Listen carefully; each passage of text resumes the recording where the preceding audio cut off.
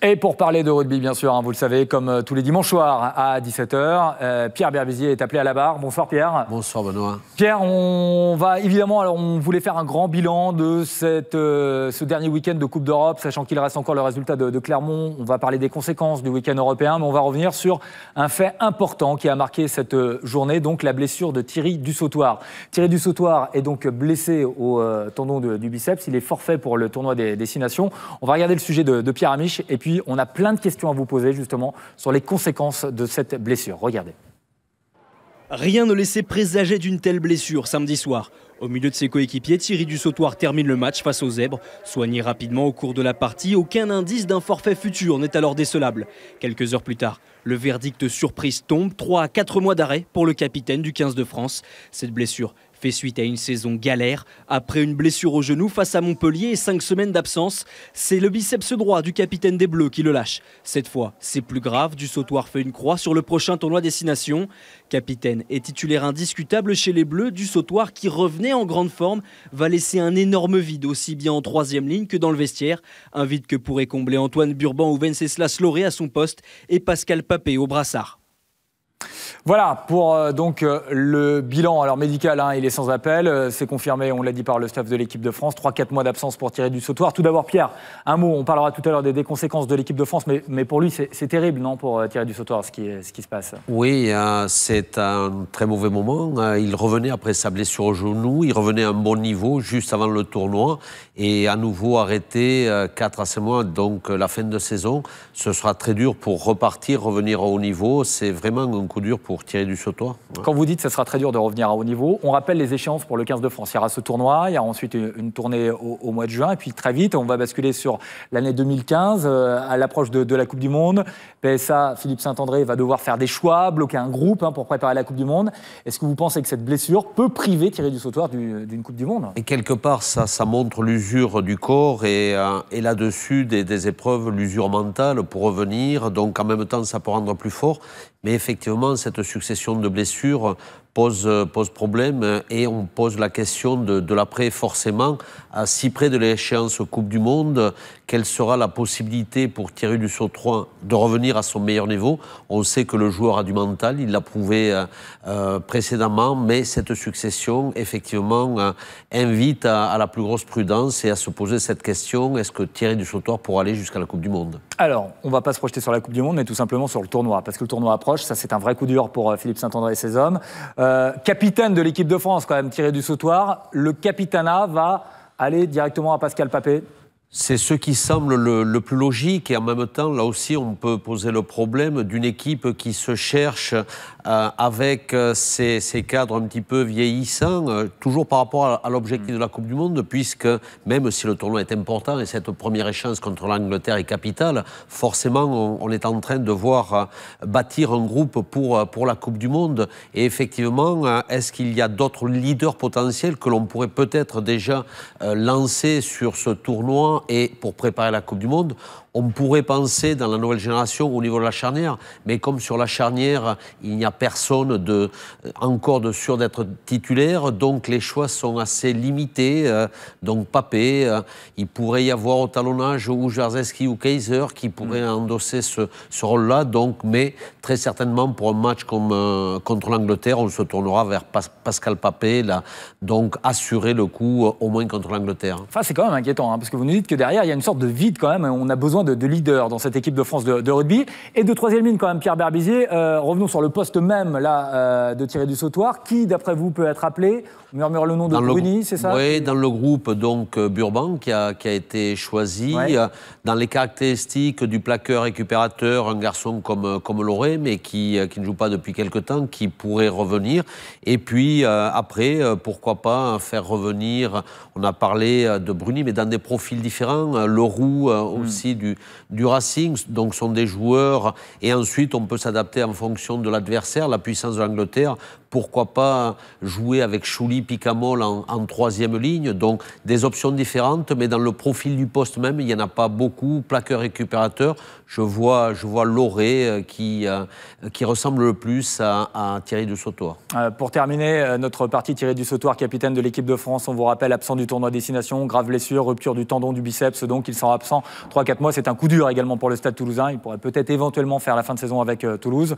On verra s'il revient à son meilleur niveau. Pour terminer, vous avez été sélectionneur du 15 de France, Pierre Berbizier. Ce soir, pour Philippe Saint-André, c'est entre guillemets une petite catastrophe. Perdre son capitaine, un joueur important. C'est un très mauvais week-end, oui, perdre son capitaine, son leader, c'est toujours ce problème quand arrivent les matchs internationaux et notamment le tournoi. Donc on se pose la question sur la fraîcheur physique et mentale des joueurs qui ne sont pas épargnés en club.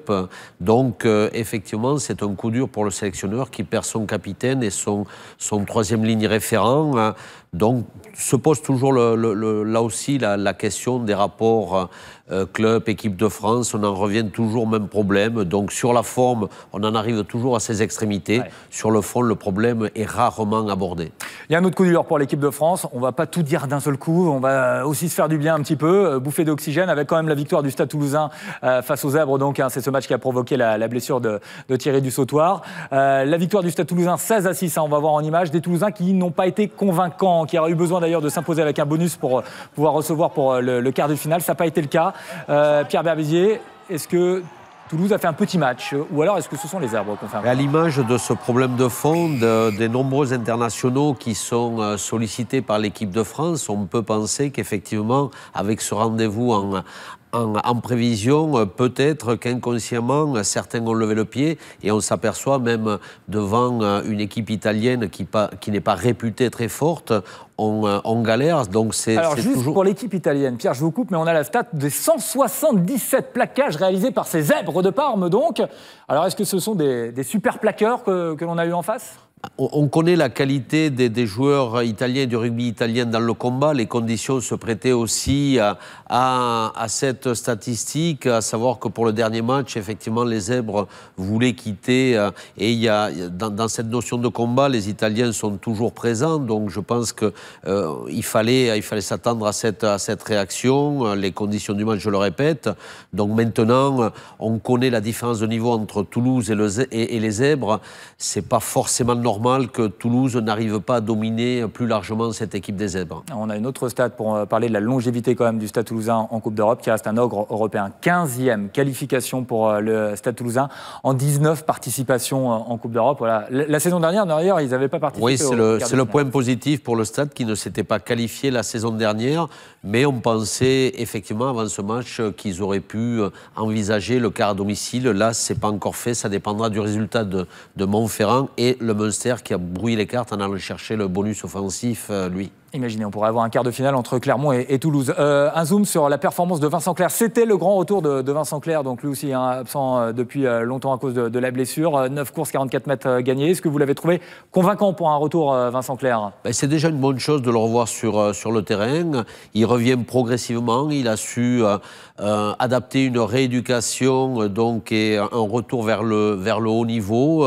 Donc là, il revient sur ce match. C'est une bonne nouvelle. Je crois que Vincent Clerc va petit à petit retrouver ses repères de haut niveau et pourquoi pas le revoir très rapidement en équipe de France. Bilan de la poule du Stade Toulousain avec Toulouse qui se qualifie pour la suite de la compétition, qui termine quand même premier de poule mais qui n'est pas du tout assuré de jouer un quart de finale à domicile. Il aurait fallu prendre un bonus. Et les Saracens également, les Anglais des Saracens se sont qualifiés pour les quarts de finale où ils sont assurés de se déplacer. Il y avait un autre match aujourd'hui, alors anecdotique on va dire en ce qui concerne le résultat parce que pour Perpignan c'était terminé pour la Coupe d'Europe. Il recevait l'équipe de Gloucester et on avait choisi de faire jouer Sofiane Guitoun, international, en numéro 10, lui qui a plutôt l'habitude de jouer 10. Eh bien, regardez regardez ce qui s'est passé pour Sofiane Guitoun. On le disait, c'est un nouveau gros coup dur pour Philippe Saint-André.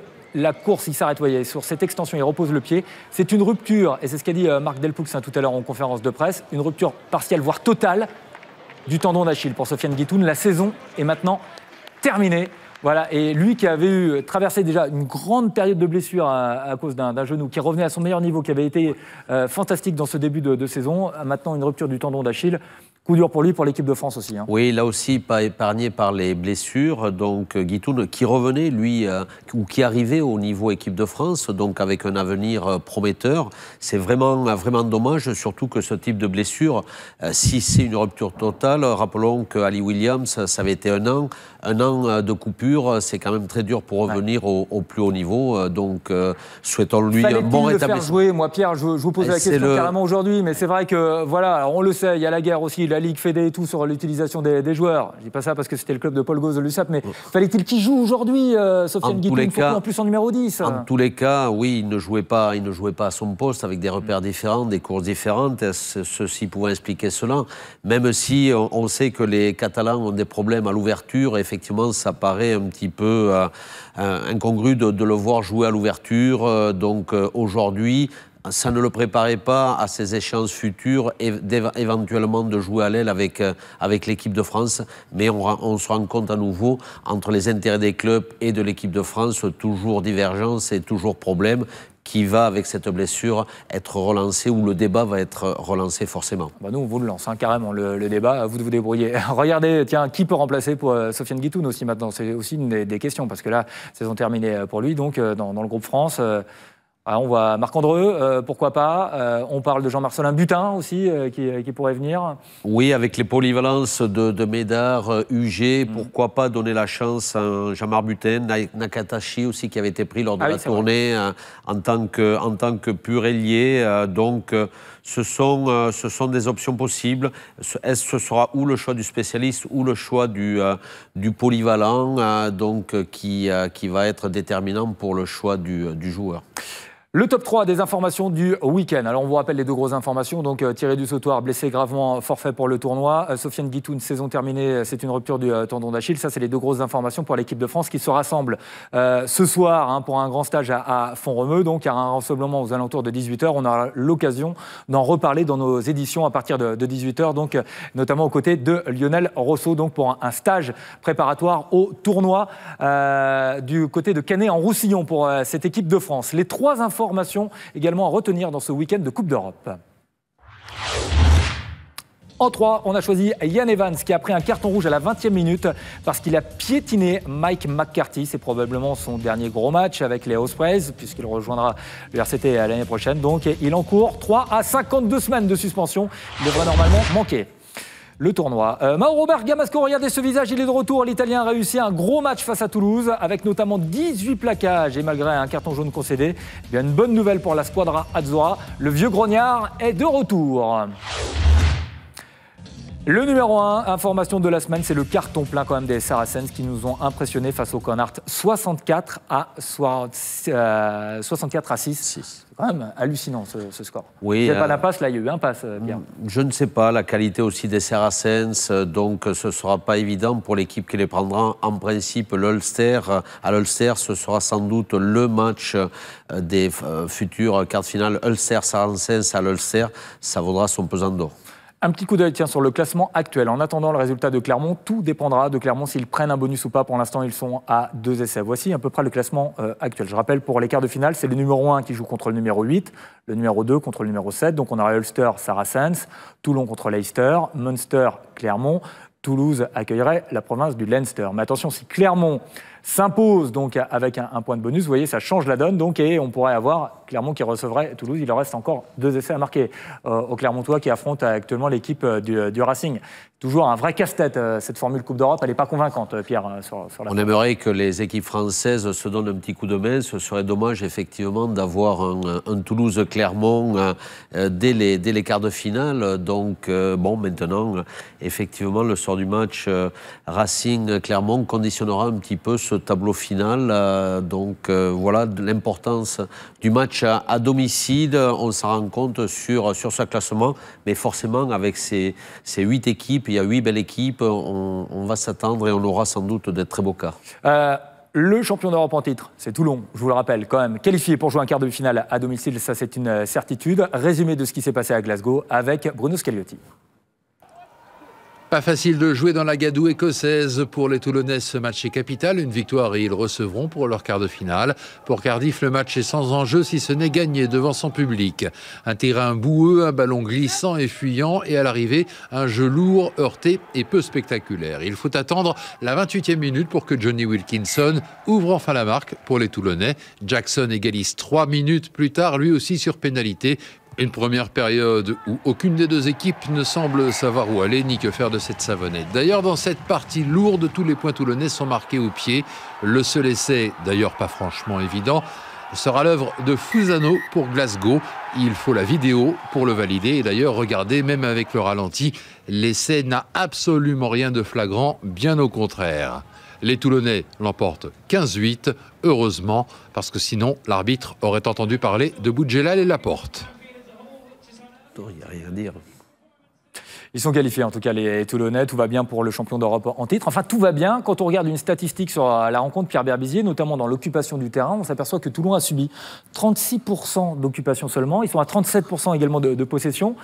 On a retrouvé le Toulon de la saison dernière, c'est ça? Ça vous rappelle rien, la finale ouais. Toulon sait gagner ces matchs-là, et peut-être que Toulon est plus une équipe de contre qu'une équipe qui mène le jeu, qui prend la responsabilité du jeu et qui assume le jeu.